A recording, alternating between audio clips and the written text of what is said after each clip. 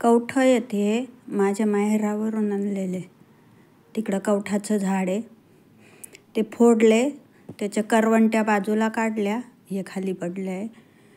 मधलं घेतलं, मगज म्हणतात त्याला. ते मगज आहे ना, सुरीने असं बारीक बारीक कट केलं,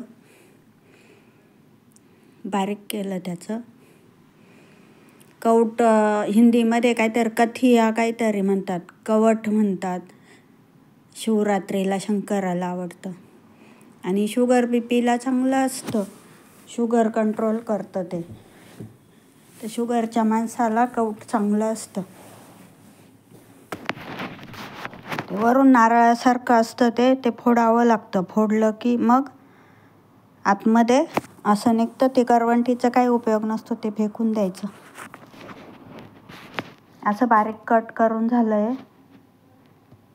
त्याच्यात आता गूळ टाकते.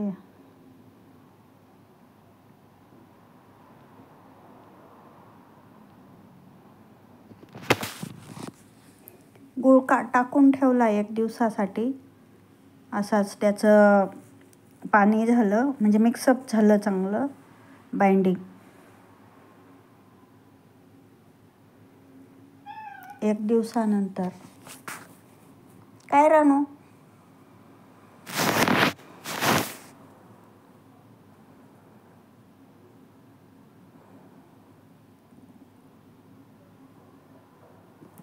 हे गूळ आणि कवठ कालून ठेवते.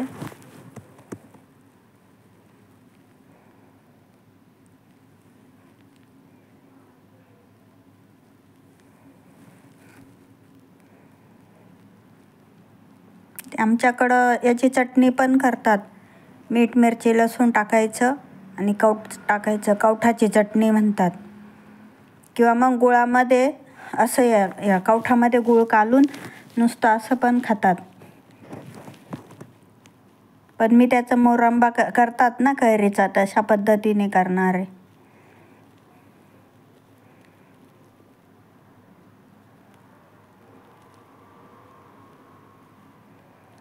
झाकून ठेवलं रात्रभरासाठी.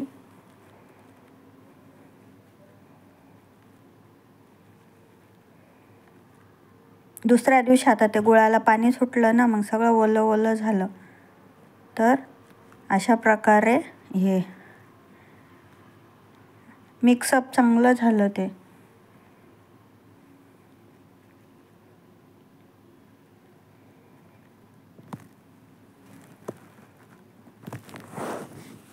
गूळ आणि कवठ.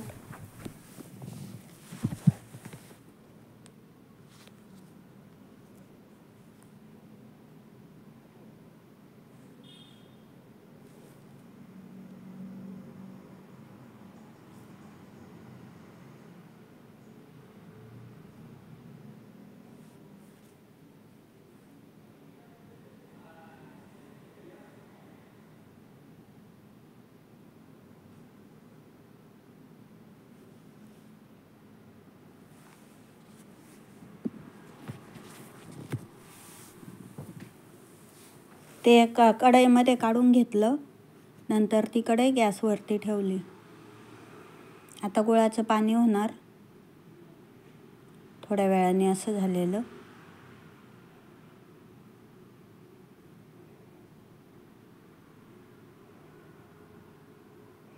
याला आपल्याला नाव देता येईल, कवठावळा,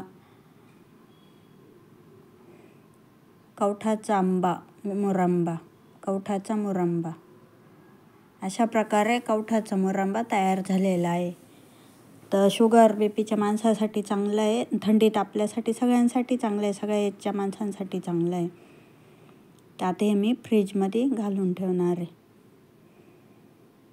आणि खूप टेस्टी लागतं, छान लागतं. आंबट गोड चव लागते त्याची.